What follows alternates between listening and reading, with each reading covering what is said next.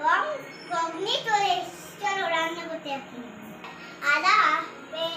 আদা পেঁয়াজ পেস্ট করে দেবো। দাঁড়া আগে চালু করে দে।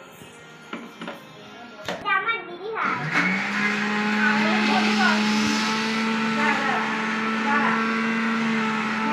পেঁয়াজ রসুন করা হয়ে গেছে। আজকে চিকেন পকোড়া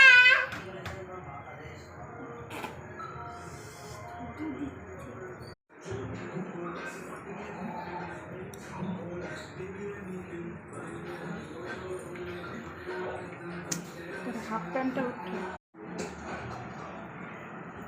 তানিশা কি খাচ্ছিস? কিসের পকোড়া? কিসের পকোড়া? কিসের? কে বানিয়েছে? তুই?